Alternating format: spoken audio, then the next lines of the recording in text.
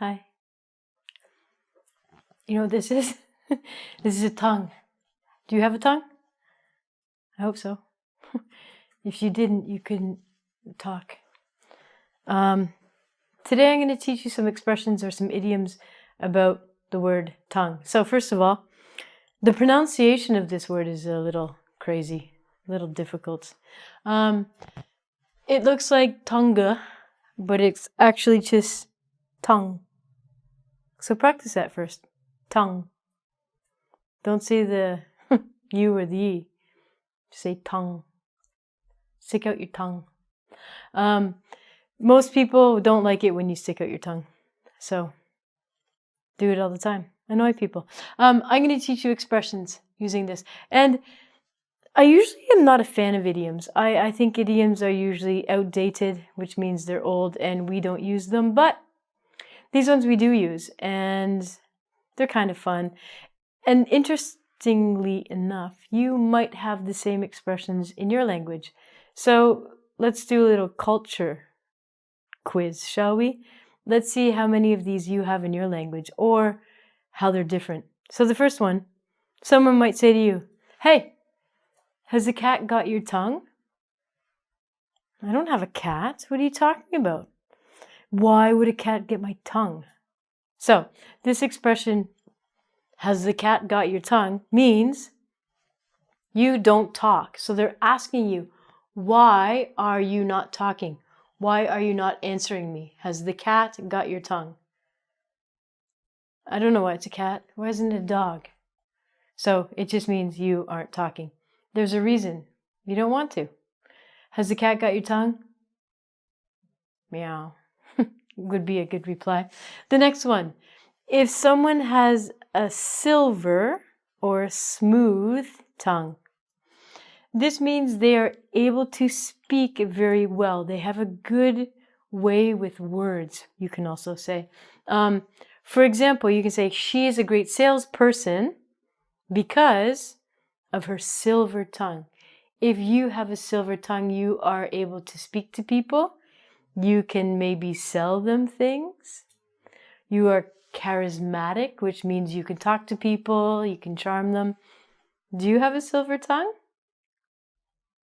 Mine's just a normal tongue.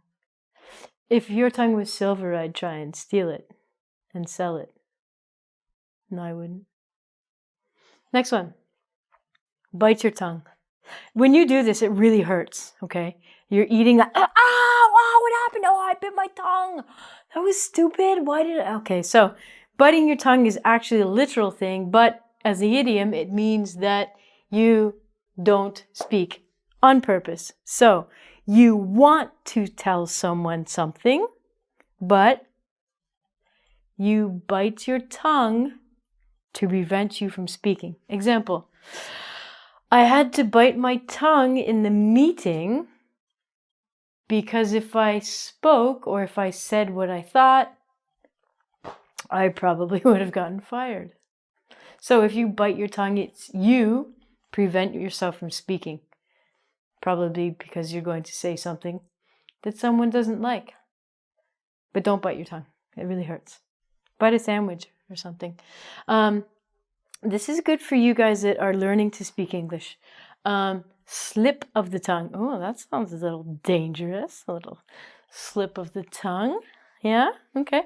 So a slip of the tongue means you make a small mistake when you speak. Oh, hey, there's an expression for this. So, guess what? When you're learning English and you're trying to speak English, even if you make a small mistake, it's okay. It's called a slip of the tongue. I do this all the time. So instead of going, oh my God, wow, my English is terrible, you can say, it was just a slip of the tongue, sorry.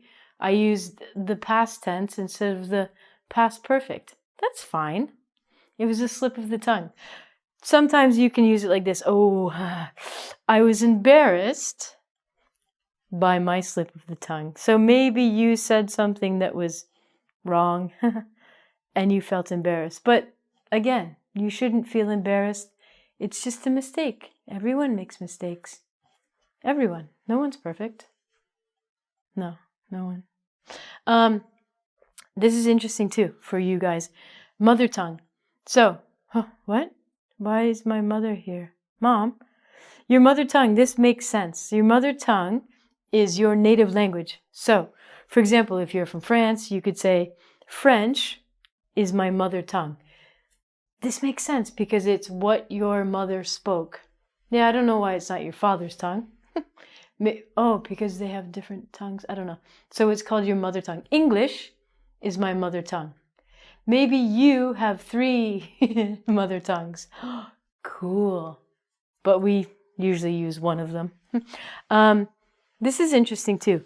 To speak in tongues. This has a very, very old religious meaning.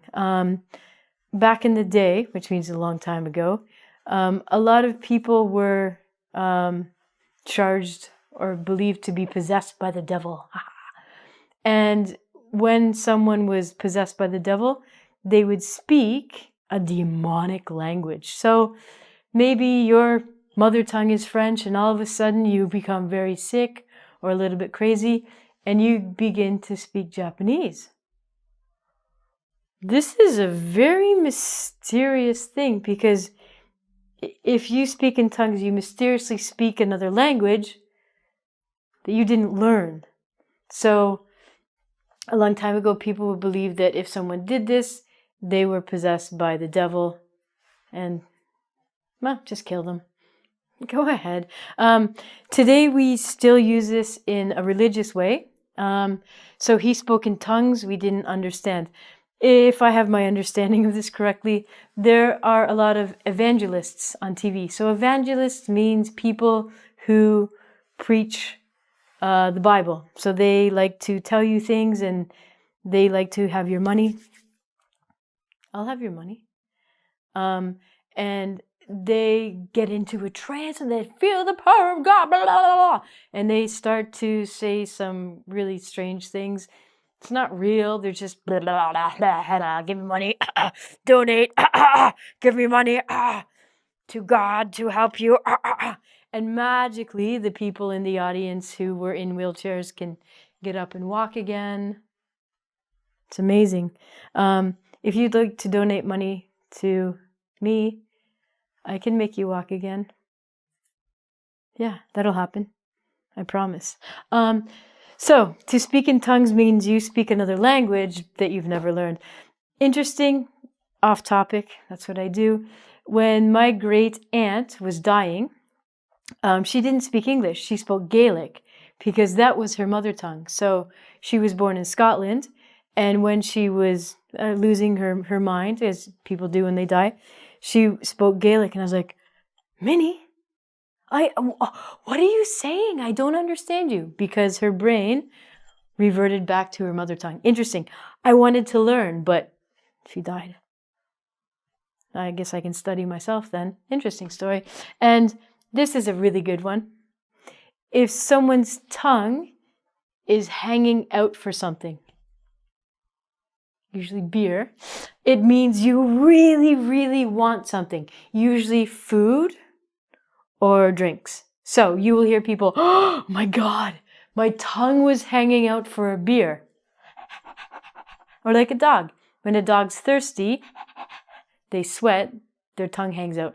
They want water, not beer though. So we usually use this for beer, but you can say, oh, my tongue was hanging out for a hamburger. Or, oh, my tongue was hanging out for a glass of water because you're really, really thirsty. You really want something. So the next time someone speaks in another tongue, you can bet that they're possessed by Satan.